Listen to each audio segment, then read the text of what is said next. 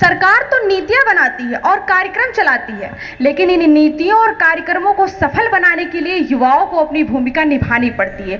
एक और जहां हमारे देश को उज्जवल भविष्य की ओर ले जाने के लिए भारत सरकार स्किल इंडिया, स्टार्टअप इंडिया जैसी योजनाओं को लेकर आई है, तो वहीं हमारे देश के अनेक युवाओं ने local for vocal, make in India जैसे अनेक सिद्धांतों पर चलकर इस देश को आत्मनिर्भर और उज्जवल भविष्य की ओर ले जाने के लिए अपना योगदान दिया है।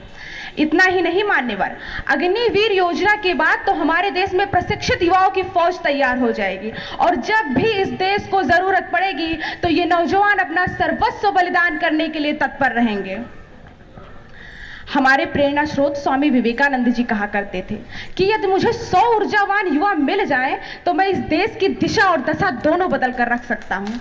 ऐसे में तो हम 60 करोड़ हैं, हमारे लिए क्या कठिन, बस आवश्यकता है जामवंत की भूमिका निभाने वाले ऐसे मंचों की, जो हम युवाओं से ये कह सके कि कवन सुकाज कठिन जगमाही, जो नहीं होत ताज तुम पाही।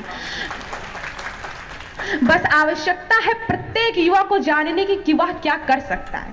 जिस भी युवा को आध्यात्म में रुचि हो वह धर्म का प्रचार करे, शास्त्रों से परिपक्व युवा सरोजिनी नायडू बनकर भारतीय संस्कृति को विदेशों में परिचित करे, तकनीक जानने वाला युवा अब्दुल कलाम बने, IIT NIT से पढ़ने वाला छात्र नासा के लिए नहीं अपितु इसरो के लिए काम करे।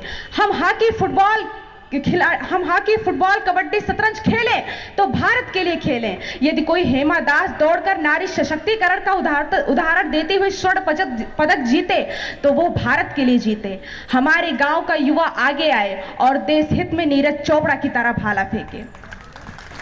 रचनाएं ऐसी रची जाएं कि साहित्य का नोबेल भारत को प्राप्त हो। हम शिष्टाचार यूं अपनाएं कि जापान से पहले भारत का नाम हो।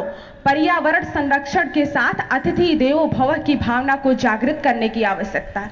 जो युवा दौड़ सकता है वो दौड़े, जो चल सकता है वो चले और जो रेंग सकता है वो रेंगे, परंतु अपने कर्तव्य का निर्वहन अवश्य करे। बस इसी के साथ मैं अपने वाणी को विराम देना चाहूंगी कि उठो जवान देश की वसुंधरा पुकारती, उठो जवान देश की वसुंधरा पुकारती, ये देश है पुकारता पुकारती मां भारती, ये देश है पुकारता पुकारती मां भारती। धन्यवाद। जय हिंद।